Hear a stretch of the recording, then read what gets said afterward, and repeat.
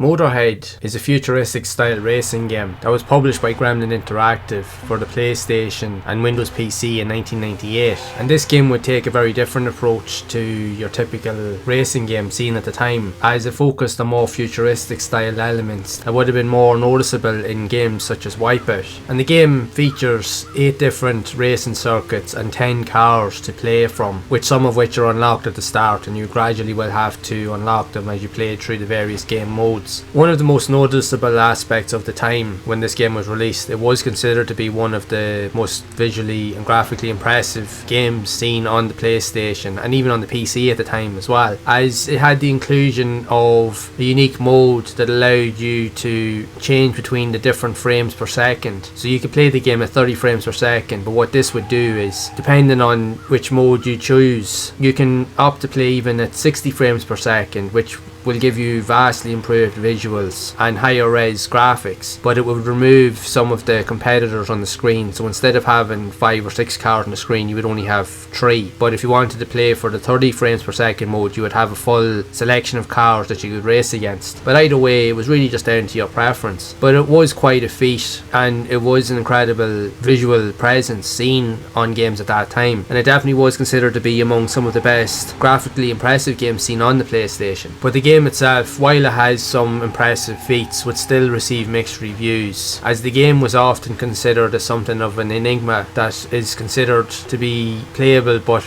exists somewhere between games like Wipeout and even often compared to Ridge Racer, as it feels like it's somewhere often in between those two series of games. But it would be praised for its dynamic gameplay, the use of handling physics, as it has really good handling characteristics for the cars, although they do vary from vehicle to vehicle. It is a solid racer at its core, and again it does have really good graphics, but one of the issues with the game is down to the overall difficulty of the game, as that was the major issue. As yes, you have to compete in various leagues to unlock different challenges and vehicles and so forth, and again to unlock the variety of tracks that are available, you do have to progress through the various championships. But the level of difficulty within the game is what many gamers would consider to be the most annoying part of it, as the further into the game you get, there's very little room for error, if at all. Sometimes it can be nigh on impossible to win a race, because no matter how much you perfect your racing lines on a track, your competitors, especially those that are in the first few places, are so far ahead of you that no matter what you do, you very rarely can you ever catch up with them. And the second you make a mistake, which you will in this game, the chances of them catching up with you and overtaking you and then literally leaving you for dust are very high. It's just the barrier to entry for this game is very high. That is one of the major things for it. It's not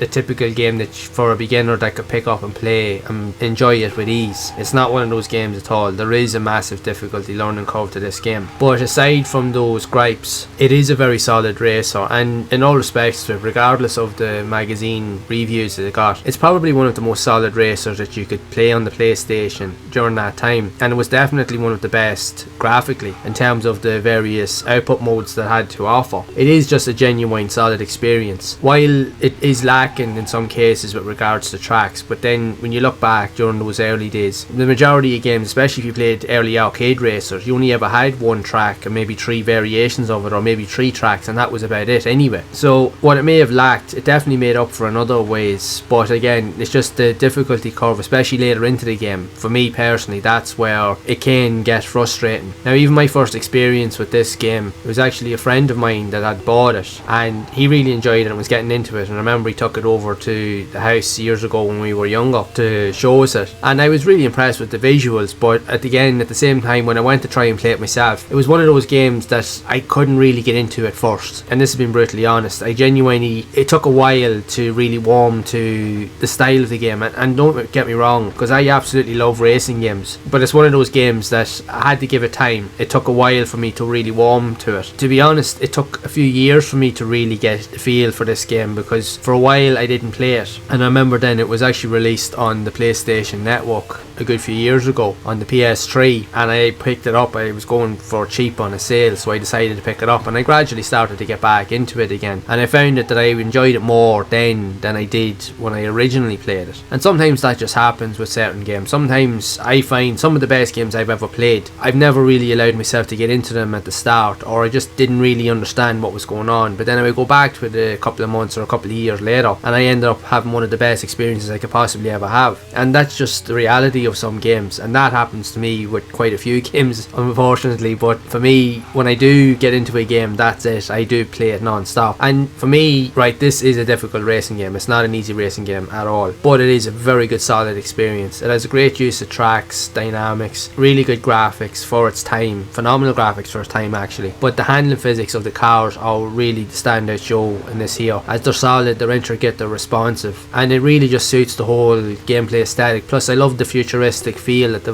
vibe that the game is going for, and the fact is that you can play on different high-res modes definitely increases that playability factor. The fact is that you can see the visual representation of everything that's going on in all respects for its time. I know we had Gran Turismo around that time, but even at that, Motorhead was kind of ahead of the curve in terms of visual prowess when it came to games. So what it lacked in some areas, it definitely made up for in others. But in my own opinion, it genuinely is a worthwhile, solid experience that you really should try out. Yes, it will take time to get into and to get used to the feel of it, and it does get more difficult the more you play it, but it is a really good, solid, all-round experience in general, and I highly recommend that you do try it out, and just to see an early version of what these type of games would have looked like back in the day, as I think that you will enjoy it, especially if you're looking for something that provides more of a unique challenge. This will definitely be right up there with those games. So I would love to know your thoughts on Motorhead for the PlayStation, if you have played it yourself, or even if you played it on the Windows PC version, and if so, what do you think of the game overall? Do you think that it's a graphically impressive game for its time? And if so, what memories or stories do you have of playing this unique game? Be sure to share it down in the comments below, and if you have enjoyed this video, make sure to leave a like, subscribe to the channel and hit the bell to be updated of future videos. And if you would like to see more content around other types of racing games seen on the PlayStation that are similar to Motorhead, then you can check out the playlist here on the screen to see more of those games in action. And as always, keep those gaming memories alive.